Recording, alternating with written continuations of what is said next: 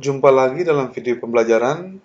Video kali ini membahas bagaimana cara menentukan momen maksimum akibat beban terpusat dan beban merata pada gelagat sederhana dengan tumpuan sendi roll. Berikut contoh soal, tentukan momen maksimum dari masing-masing gelagar berikut. Pada soal A dengan beban terpusat P yang bekerja di tengah-tengah bentang. Kemudian pada soal B dengan beban merata Q yang mana beban Q sama besar dari ujung A sampai dengan ujung B. Pada kasus beban terpusat, karena beban P ini bekerja di tengah-tengah bentang, maka reaksi tumpuan di titik A dan titik B sama besar, yaitu setengah P. Jadi tidak perlu lagi kita menggunakan rumus sigma momen di titik A sama dengan 0 untuk mendapatkan reaksi di titik B, ataupun sebaliknya, tidak perlu lagi menggunakan sigma NB sama dengan 0 untuk mendapatkan reaksi di titik A.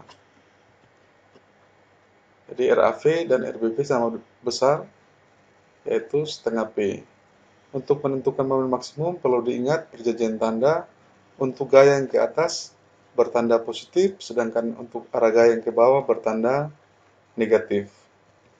Pada kasus ini, momen maksimum terjadi di titik C atau di tengah-tengah bentang.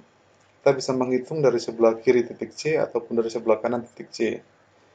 Apabila kita menghitung dari sebelah kiri, maka momen maksimum sama dengan RAV.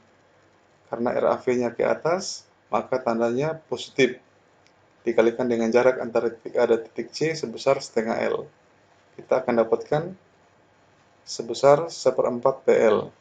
Apabila dihitung dari sebelah kanan menggunakan RPV, maka kita akan dapatkan seperti ini, RBV dikalikan dengan setengah L, jarak antara titik C dan titik B. Tandanya juga positif karena arah gaya RBV ke atas. Nah, kedua ini sama besar 1/4 PL. Untuk perhitungan soal-soal dengan beban P yang lebih dari satu, kita perlu perhatikan soalnya. Kita bisa menggunakan atau menghitung dari sebelah kiri ataupun dari sebelah kanan. Kita tinggal memilih jumlah gaya yang lebih sedikit, sehingga lebih cepat dalam perhitungan. Selanjutnya, jika ada contoh soal seperti ini, beban P sebesar 2 ton yang bekerja di tengah-tengah bentang, dengan panjang bentang AB sebesar 6 meter, maka kita bisa langsung menentukan besar momen maksimum, yaitu sebesar 1/4 PL. 1/4 dikalikan P 2 ton, kemudian dikalikan dengan 6 meter, kita akan dapatkan momen maksimum sebesar 3 ton meter. Selanjutnya, pada kasus beban merata, karena beban kini bekerja sama besar dari ujung A sampai dengan ujung B, maka reaksi tumpuan di titik A dan titik B ini sama besar, yaitu setengah GL. Jadi masing-masing RAV sama dengan RBV, yaitu setengah GL. Untuk menghitung momen maksimum, terlebih dahulu kita harus menentukan letak momen maksimum itu terjadi. Dalam hal ini nanti kita akan gunakan asumsi bahwa momen maksimum itu terjadi sejauh X meter ke arah kanan dari titik A. Seperti ini. Jadi di sini ada RAV sebesar setengah GL, kemudian ada besar beban merata sebesar Q. Nah, beban merata ini kita jadikan beban terpusat Qx, yaitu dengan cara mengalihkan Q dengan jarak. Ya, kita akan dapatkan Qx besar sama dengan Q dikalikan X. Nah, selanjutnya untuk menghitung momen maksimum, kita bisa menggunakan persamaan ini. Momen maksimum sama dengan momen di titik X, yaitu ada gaya RAV, karena gaya ini ke atas, maka dia akan bertanda positif. Dikalikan jarak antara titik A dan titik X besar ini, sebesar X kecil, kemudian ada gaya QX, arahnya ini ke bawah sehingga bertanda negatif. Dikalikan dengan jarak sebesar setengah QX. Nah, kita akan dapatkan nanti di sini momen maksimum sama dengan setengah Q dikalikan L dikalikan X.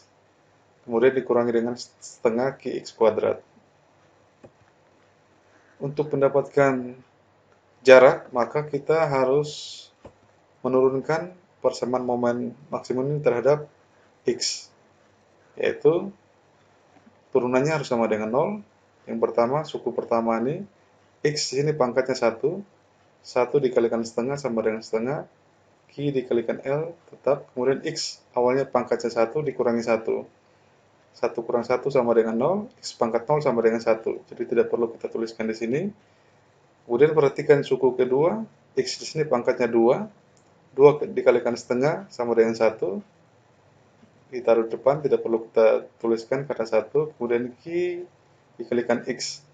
X di sini awalnya pangkatnya 2, 2 dikurangi 1 sama dengan 1. X pangkat 1. Apabila ini kita selesaikan, Q-nya habis, tinggal X sama dengan setengah L.